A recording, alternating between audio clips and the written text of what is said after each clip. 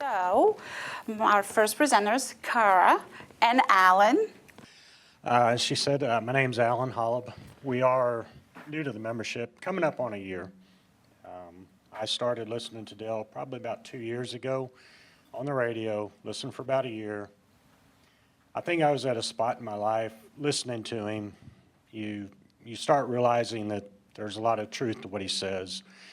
And as anybody else, you might be a little skeptical to join. Like I said, I listened a year. We finally did the 2-day. Actually, Chris was the gentleman that gave it here. I think he was a big part of us joining. I did have to drag my wife in a little bit, but I think she was on board. She knew we were ready to. She wasn't on board at all. Let's be honest here. So we came to the class, the 2-day. She might have been drug in here, but before we left Sunday, she said, go sign up. We had joined the lowest level, and she said, go sign up. And at that point, I was still hesitant a little bit, but we joined as far as the single family. I said, we're going to get our feet wet and start this way. We've been involved in real estate in the past, but my main thing was I'm coming up on retirement. I wanted something for us to do together.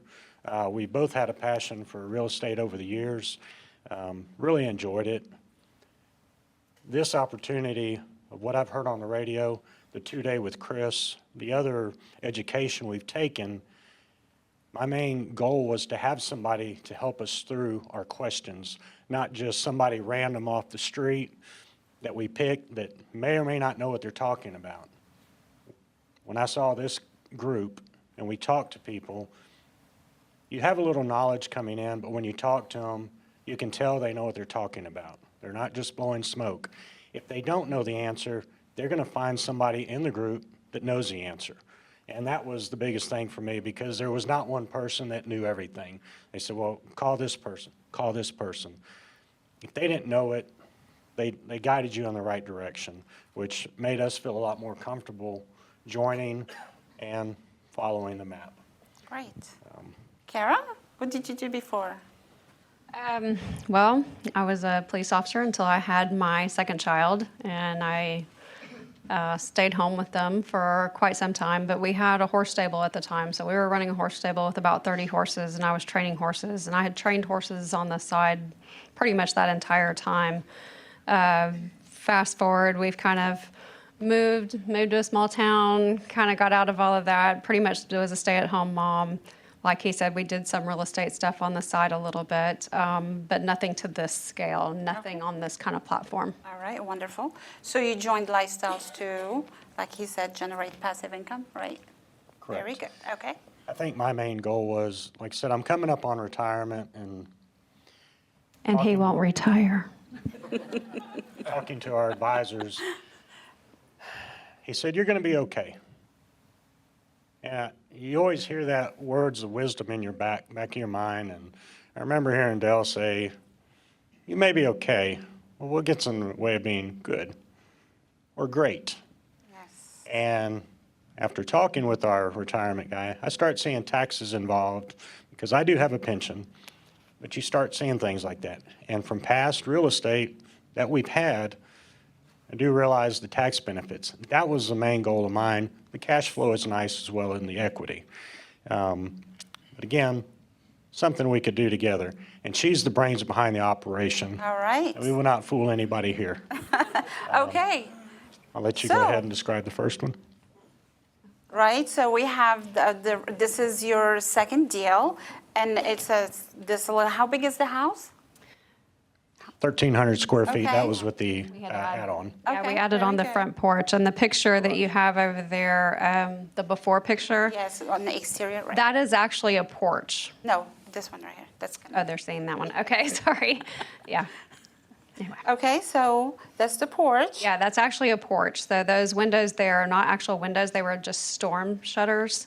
And so we actually converted that, you can see in the other picture, into living area. So that's part of the living room now. All right, the kitchen. The kitchen was beautiful. It was a estate sale, And so this house had been empty for 10 years. And it was kind of sad to say, like, everything literally was still there from when she had vacated the property. Okay. So that kitchen should not scare you at all. That's actually normal, very normal when you buy distressed property. So I wouldn't worry about it. It actually looks good to me personally. It does. didn't smell because- it truly looks like it should look, right? And it didn't smell because all the windows were broken, so it aired out Right. really nicely. Yes. Yes. I remember about a house, and the guy had a husky, 2 huskies actually, and right before we were to close, he actually just let him loose in the house, and that's what I inherited when I closed on the house. So yes. How did you find out about the house? Brent Klaus is one of the LU realtors, and we work pretty closely with him, and he found this deal for us. Okay. And Chris, this weekend we'll go over how we find houses through our realty team. Okay. So let's talk about the numbers. The purchase price was $82,000. The rehab was around $67,000, and that can, go up or down. It depends on change orders, and we usually strongly recommend try to minimize the work orders, the change orders, I should say. The other costs are $11,911, and those are your closing costs that you have to pay to the lender. The cash out of pocket was actually $13,000 and some change, which makes the equity capture about $33,000. The rent was $1,795, and your cash flow is $500. So if you ever wonder how to calculate the cash flow, it's very easy math, and Chris will go over it this weekend, but I'm going to give you a spoiler alert. It is actually your rent minus your monthly payment to the bank, which includes your PMTI payment. What? I'll just pay it. Principal, interest, taxes, and That's insurance. it. I just write a check. It's on auto pay. Who cares, I'm on right? That was a test to see if you were paying attention. Principal, interest, taxes, and insurance, right? You got to accrue for all that stuff. Right, and that leaves them with $500, which makes the cash on cash is 45%. So you take $5,900, almost $6,000, and you divide it by 13,000, and it gives you a return of 45%, which is equivalent of if you had $14,000 in the bank, and the bank is giving you $500 every month, right? So, but this is tax-free, though. What the bank gives you is not. And the return on equity capture is 250%. Who would like to do this deal? Wow, that's a lot of people. Very good, okay. And I don't know if Mahin remembers, but I was scared to buy this house. And Brent was on the phone with her, and I don't know that she could hear. And she's like, hey, if she doesn't take it, call me back. Yes, exactly. Yes. I want to buy it. And I was like, We sometimes have to.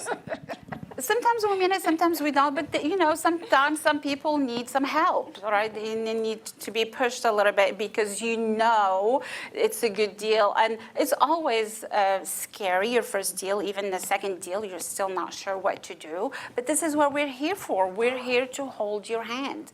If the deal is good, we'll tell you it's good. If it's bad, it's bad. Does it work for you? And it's a conversation that we have with the members, and we always try to keep your goals in mind, how much money you have in the bank, your schedule, and we'll work with all your parameters to say, you know what, I think this is a good deal and you should go for it, okay? So was that the little push you needed? Yes. for this house? Yeah, to hear. Actually, this house, I was we really liked the numbers on this house going into it. But hearing her say that was just like, okay, confirmation. Because it is in the area that I know 82, things will work out. And I'm glad they did. All right, so how has your life changed since joining Lifestyles? So this has become an obsession for me. I pretty much spend all day on Quest. But after EXPO, and I've always kind of felt this way. I'm already ready to move into like a small IRO. He's scared. So we discussed it on the way home, and we decided we'll do a few more houses first, unless I find something on the side, and we'll go from there.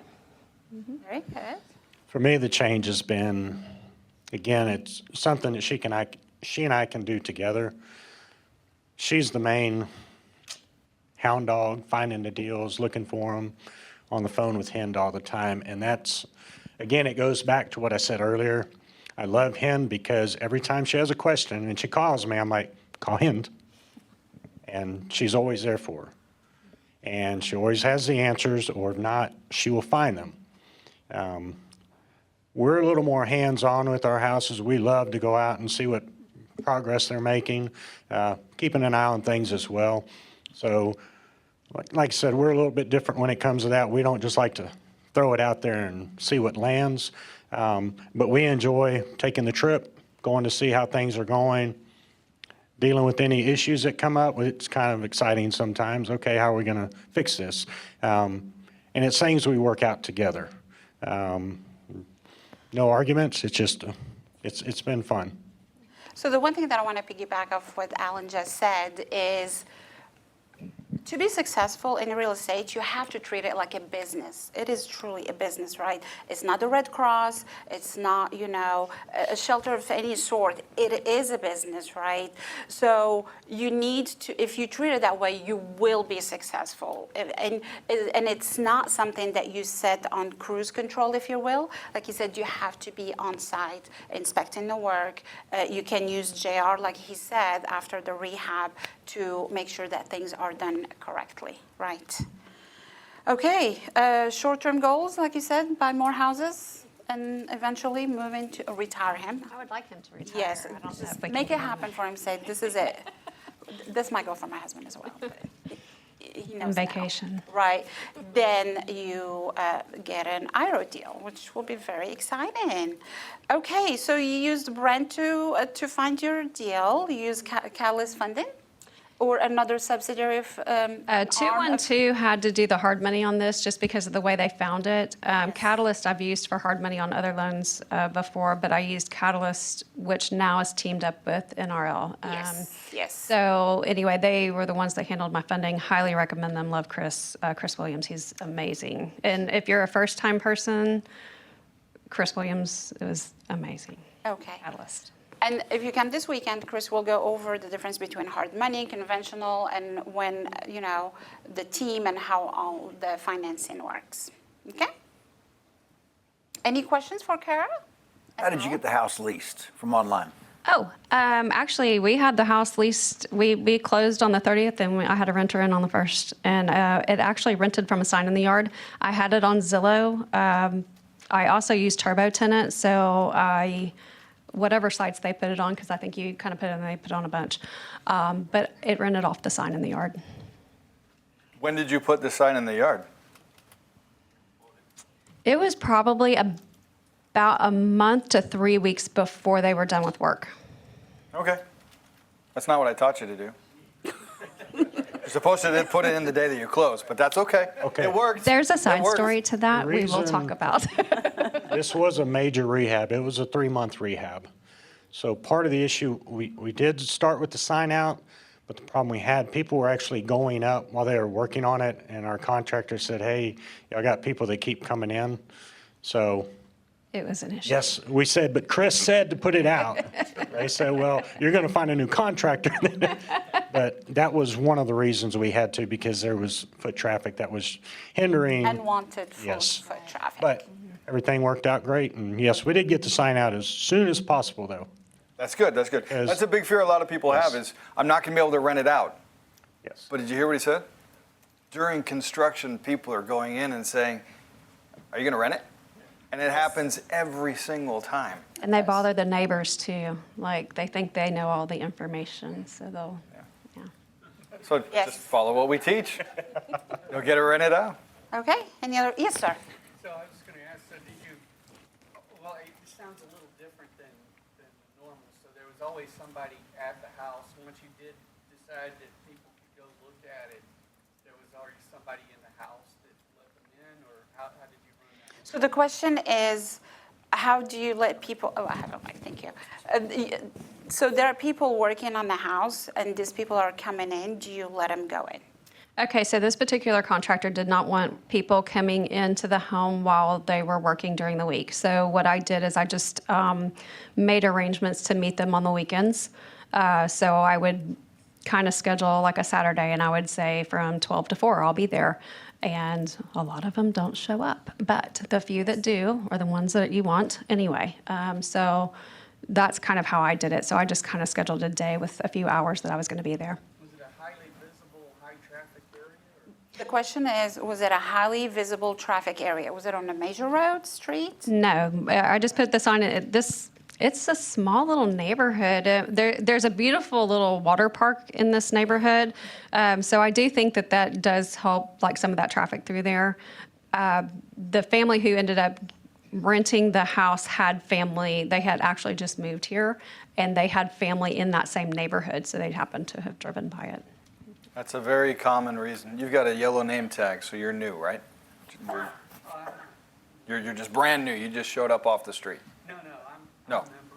You're a member? Well, they might have given you the wrong name tag then. Well, we tell you to put the sign in the yard because anyone that lives in that area that knows people are looking, they're going to give them that phone number. And you're the leasing agent, right? Yes. Are you the manager too? I do everything. All right. Okay, we have 2 more questions. Yes, She sir. does everything. What do you do? We don't. Did you hear this was a joint effort? Go ahead, sir. 95.5, huh? Question is, who was your contractor? So he will go over it this weekend. Chris will go over it this weekend. We have a program, and you can pick a bunch of contractors. Their contractor was off the vendor list, the marketplace. And we have a bunch of them there. Okay, you just have to talk to somebody that you're comfortable with until if they respond to your email, phone calls, and such. It's a job interview almost between the two of you. Okay. Last question. Can you explain how ARV, after repair value, is determined?